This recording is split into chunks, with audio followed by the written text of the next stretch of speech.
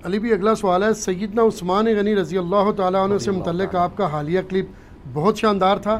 آپ نے بتایا کہ نبی صلی اللہ علیہ وسلم کی 2 بیٹیاں سیدنا عثمان کے عقد میں تھیں، ان کے نام بتا دیں اور یہ بھی بتائیں کہ ان کی اولاد کیا اہل بیت ہے؟ سیدنا عثمان غنی رضی اللہ تعالیٰ عنہ علیہ السلام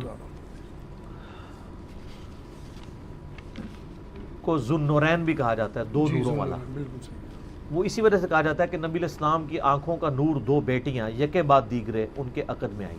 یہ اکٹھی عقد میں نہیں تھیں۔ ہماری شریعت میں، نبی علیہ السلام کی شریعت میں ایک وقت میں 2 بہنوں کو جمع کرنا حرام ہے۔ جی ٹھیک ہو گیا۔ قرآن پاک میں سورہ نساء میں بھی ذکر ہے اس کا، اور بخاری مسلم میں بھی موجود ہے۔ اگلی شریعتوں میں جائز تھا۔ حضرت یوسف علیہ السلام کی والدہ اور باقی جو 10 بھائی تھے ان کی والدہ دونوں بہنیں تھیں، اور ایک ہی وقت میں عقد میں تھیں حضرت یعقوب علیہ السلام کی۔ صحیح۔ اس زمانے میں تھا، اب نہیں ہے یہ۔ تو یہ یکے بعد دیگرے عقد میں آئیں۔ پہلی جو بیوی تھی نا سیدنا عثمان کی بنی، وہ سیدہ رقیہ تھی سلام اللہ علیہا۔ اور جب غزوہ بدر ہوا تھا نا تو وہ سخت بیمار تھی، اس کی وجہ سے حضرت عثمان غنی رضی اللہ تعالیٰ عنہ غزوہ بدر میں شریک نہیں ہو سکے، لیکن نبی علیہ السلام نے آنری طور پہ آپ کو بدری صحابی شمار کیا ہے، کیونکہ بدری صحابی ہونا بہت بڑی فضیلت ہے۔ صحیح بخاری میں حدیث ہے، حضرت جبرائیل علیہ السلام نبی علیہ السلام سے آ کے پوچھتے ہیں کہ یا رسول اللہ آپ کے صحابہ میں سب سے افضل کون سے ہیں؟ تو آپ فرمایا جو غزوہ بدر میں شریک تھے۔ انہوں نے کہا ہم فرشتوں میں بھی سب سے افضل فرشتے وہ ہیں جو غزوہ بدر میں شریک تھے۔ آپ دیکھ لیں فرشتوں کی افضلیت بھی رسول اللہ کی نسبت کی وجہ سے ہے۔ غزوہ بدر کون تھا؟ نبی علیہ السلام، آپ کے گرد ہی سینٹرڈ ہے نا۔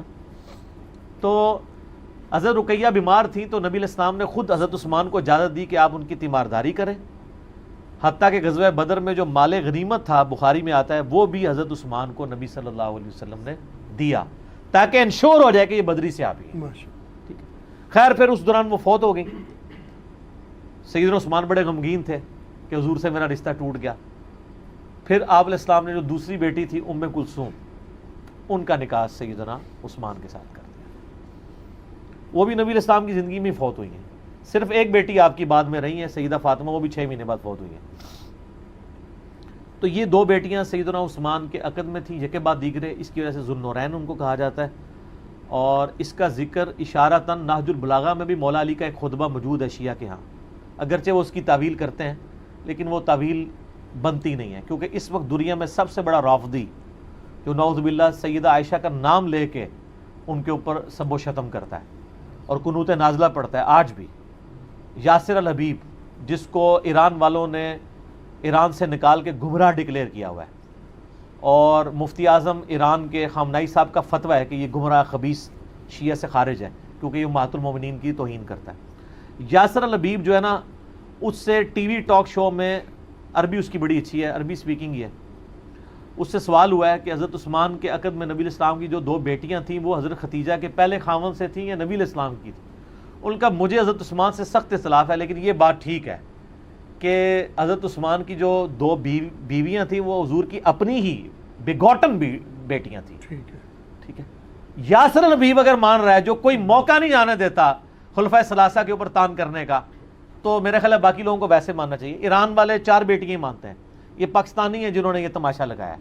نہج البلاغہ میں بھی مولا علی علیہ السلام نے جو حضرت عثمان کو سمجھانے آئے تھے جب ان کے گورنروں کی شکایت آئی تھی، تو حضرت عثمان کو سمجھاتے ہوئے حضرت علی نے کہا کہ ابو بکر اور عمر سے زیادہ ذمہ داری تم پہ آتی ہے، کیونکہ تم نبی علیہ السلام کی دامادی کے شرف سے بھی وابستہ ہو، لہٰذا اگر تم پہ کوئی حرف آتا ہے نا تمہارے گورنروں کی وجہ سے، تو تمہیں زیادہ کانشیس ہونے کی ضرورت ہے۔